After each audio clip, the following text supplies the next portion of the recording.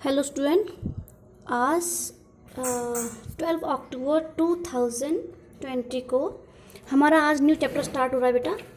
यह है chapter number 5, registration of dealer under GST. ठीक है, registration of dealer under GST यानी जीएसटी में जो डीलर होता है, जो बिजनेसमैन होता है, उनका रजिस्ट्रेशन से क्या रिलेटेड क्या प्रोविजंस हैं, ये इस चैप्टर में हमको समझाए जाएंगे।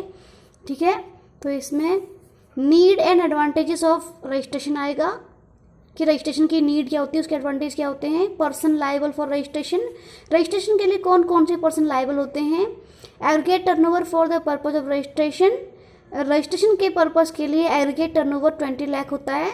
ठीक है, persons not liable for registration, कौन कौन से पर्सन ऐसे हैं जो रजिस्ट्रेशन के लायबल नहीं होते हैं। Compulsory registration in certain cases, और कंपल्सरी रजिस्ट्रेशन के बारे में आप पढ़ोगे।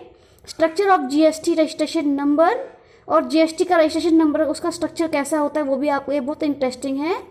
Salient feature of registration, registration के मेन फीचर्स कौन से हैं, important features. Time limit for getting registered, और रजिस्टर होने के लिए टाइम लाइन क्या है, मतलब कितने टाइम में असेसी को या डीलर को रजिस्टर्ड होना बहुत ज़रूरी है। Procedure of registration under GST, GST के, ये लॉन्ग क्वेश्चन बनेगा बेटा, ये वाला हमारा लॉन्ग क्वेश्चन बनेगा, बाकी सारे शॉर्ट हैं कि जीएसटी के रजिस्ट्रेशन का प्रोसीजर क्या होता है। Condition of registration under GST, migration of existing tax payers, registration of casual taxable person and non resident taxable person, ये बहुत इंपॉर्टेंट टॉपिक है ये।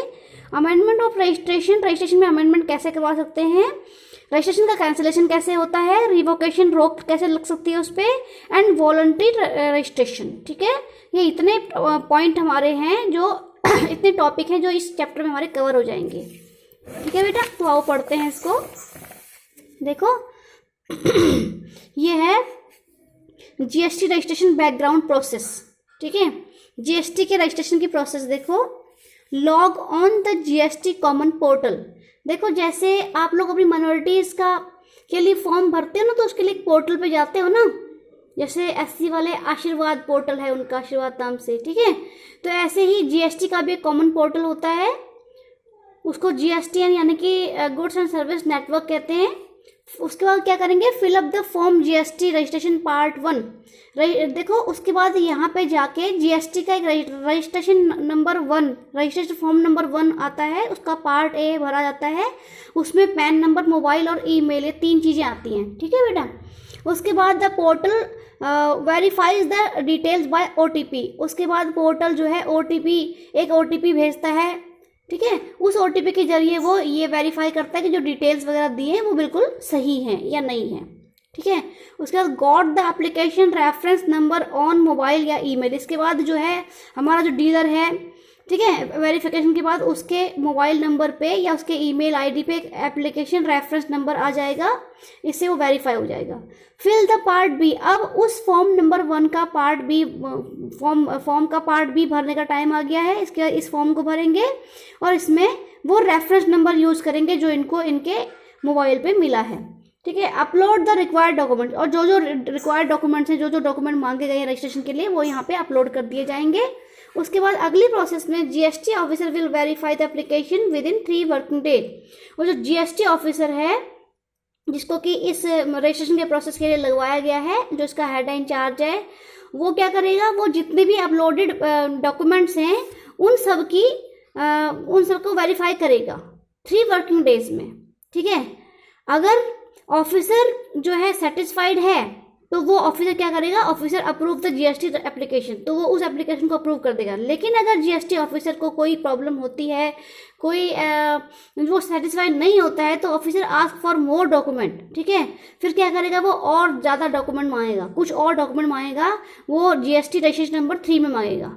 ठीक है, और अगर ऑफिसर जो है सर्टिफाई हो जाता है तो officer approve the GST registration, और उसके बाद रजिस्ट्रेशन में को अप्रूव करेगा। अप्रूव करने के लिए वो क्या करेगा, सर्टिफिकेट ऑफ रजिस्ट्रेशन भेज देगा under form GST registration number 6 में। ठीक है, ये प्रोसेस कब तक फिनिश हो जाएगी कि भाई उसका सर्टिफिकेट मिल गया रजिस्ट्रेशन का।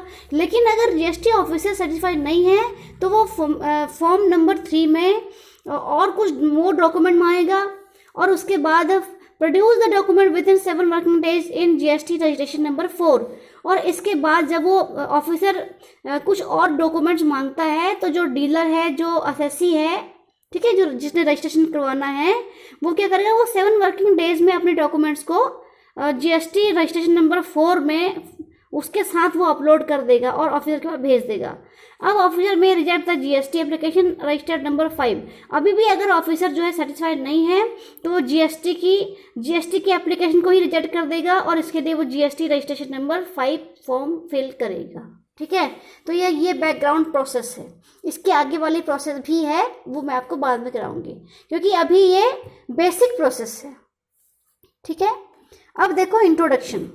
तो GST is the biggest tax reform in India. यह लाइन आप बार बार पढ़ चुके हो, इसको याद कर लो कि जो जीएसटी है वो इंडिया का सबसे बड़ा टैक्स रिफॉर्म है। रिफॉर्म का मतलब सुधार है। ठीक है, with the introduction of GST के इंट्रोडक्शन के साथ साथ whole India has become one market and now there will be free flow of goods and services from one place to another. और जीएसटी को इंट्रोड्यूस करने के साथ ही सारा इंडिया जो है वन मार्केट वन नेशन बन चुका है। और अब इंडिया के किसी भी सिटी में, प्लेस पर गुड्स एंड सर्विसेज का फ्री फ्लो होता है। मतलब यहाँ से वहाँ, वहाँ से यहाँ गुड्स फ्रीली जाती हैं। एक बार जीएसटी भर दिया, उसके बाद कहीं भी कोई और टैक्स भरने की जरूरत नहीं होती है। तो it has tremendously changed the way of doing business in India and also resulted into increase in the taxpayers base in India by bringing in millions of small businesses under the scope of GST।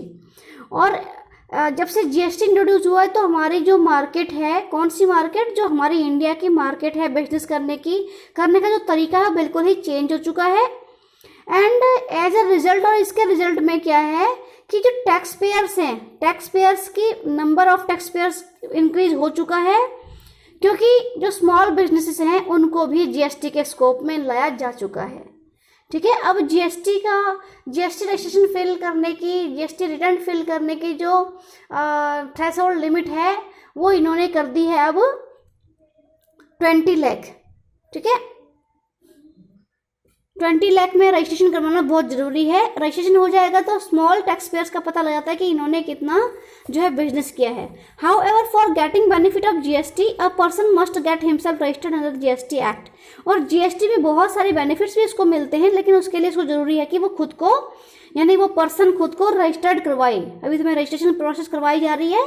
तो registration is one of the important process for identification. देखो registration क्या होता है बेटा, ये इसका meaning है। ठीक है, registration is one of the important process for identification of taxpayers and ensuring compliance with the provisions of the act। यहाँ तक इसकी मीनिंग है बेटा। what is registration? तो रजिस्ट्रेशन क्या है? रजिस्ट्रेशन एक बहुत इंपॉर्टेंट प्रोसेस है जिससे कि टैक्स पेयर को आइडेंटिफाई किया जाता है। ठीक है, और ये भी इंश्योर किया जाता है कि डिफरेंट टाइप्स के जो कंप्लायंसेस हैं, जो रूल्स हैं, वो फॉलो किए जा रहे हैं कि नहीं किए जा रहे हैं। मेरी बात समझ गए? ठीक है, तो under the new GST regime, जो रेजिम का मतलब जो स्ट्रक्चर है, जो हमारा न्यू जीएसटी स्ट्रक्चर है, उसके अंडर में all entities involves in buying और सेलिंग गुड्स, सारी की सारी एंटिटीज जो हैं वो इन्वॉल्व हैं गुड्स को सेल करने में और बाय करने में। ठीक है, और सर्विसेज को प्रोवाइड करने में। और इसके लिए उनको रिक्वायरमेंट क्या है कि वो जीएसटी जरूर वहाँ पे रजिस्ट्रेशन करवाएं। एंटिटी का मतलब जो बिजनेसेस हैं without GST registration would not be allowed to collect GST from a customer और claim input tax credit of GST paid और कुड बी पेनलाइज्ड। तो वो कह रहा है कि जो एंटिटीज, यानी कि जो एंटिटीज जिन्होंने रजिस्ट्रेशन नहीं करवा रखा जीएसटी का, वो किसी भी अपने कस्टमर से जीएसटी वसूल नहीं कर सकती हैं। समझ रहे हो ना? मतलब वो टैक्स उससे वसूल नहीं कर सकती हैं। उनका जो सेलिंग प्राइस होगी उसमें उनका टैक्स इंक्लूड नहीं होगा। उनको राइट ही नहीं है ये। अगर उनको अपने कस्टमर से जीएसटी कलेक्ट करना है और इनपुट टैक्स क्रेडिट का बेनिफिट लेना है तो उनको उसके लिए क्या ज़रूरी है कि उनको रजिस्टर्ड होना बहुत ज़रूरी है। मेरी बात समझ गए? तो क्योंकि without registration a person can neither collect tax from his customer nor claim any input tax credit paid by him. क्योंकि बिना रजिस्ट्रेशन के एक पर्सन जो है ना तो वो अपने कस्टमर से टैक्स ले सकता है, कलेक्ट कर सकता है, और ना ही इनपुट टैक्स क्रेडिट का वो बेनिफिट क्लेम कर सकता है। ठीक है, तो as per the GST council entities in special category states with annual turnover of ₹10 lakh and above would be required to register GST. ठीक है, तो कह रहा है कि जीएसटी काउंसिल के अकॉर्डिंग वो एंटिटीज जो कि स्पेशल कैटेगरी स्टेट्स में आ जाती हैं, ठीक है, तो उनके लिए ये जरूरी है कि भाई अगर उनका एनुअल टर्नओवर 10 लाख को क्रॉस कर रहा है तो उनको जीएसटी के अंडर में रजिस्ट्रेशन करवाना बहुत ज़रूरी है। और जो बाकी एंटिटीज़ हैं, जो दूसरे स्टेट की एंटिटीज़ हैं, उनको अगर उनका एनुअल टर्नओवर 20 लाख को क्रॉस कर रहा है तो उनको जीएसटी के अंडर में रजिस्ट्रेशन करवाना बहुत ज़रूरी है। There are also various other criterias that could make an entity liable for operating GST registration. ठीक है, बहुत सारे और भी ऐसे क्राइटेरिया हैं जिससे पता लगता है कि किन किन एंटिटीज को जीएसटी का रजिस्ट्रेशन करवाना बहुत जरूरी है। रिस्पेक्टिव ऑफ एनुअल सेल, उनकी एनुअल सेल कम है ज़्यादा है इससे कोई फर्क नहीं पड़ता है। ठीक है, entities required to register for GST as per regulations must file for GST application within 30 days from the date on which the entity became liable for registration under GST। तो कहता है कि वो एंटिटीज, वो बिजनेसेस, वो companies, ठीक है, उनके लिए जीएसटी के लिए एप्लीकेशन करना बहुत ज़रूरी है। कब से? जिस डेट को वो रजिस्ट्रेशन करने के लायबल हो जाते हैं उसके 30 डेज के अंडर में उन्होंने जो है जीएसटी रजिस्ट्रेशन के लिए अप्लाई करना बहुत जरूरी है। ठीक है बेटा, आज मैं आपको यहीं तक करा रही हूँ क्योंकि रजिस्ट्रेशन का ये स्टार्टिंग का पार्ट है, यहाँ से आगे मैं आपको कल कराऊंगी। ठीक है, यहाँ से बेटा इस चैप्टर में से एक लॉन्ग क्वेश्चन बहुत ही इंपॉर्टेंट है, यानी कि प्रोसेस ऑफ रजिस्ट्रेशन, जो मैंने आपको थोड़ा सा यहाँ भी समझा दिया था, तो इसको करवाना बहुत ज़रूरी है। अपनी स्टार्टिंग कर लो लॉन्ग क्वेश्चन की। ठीक है, बाकी इसके बाद मैं आपको कल कराऊंगी।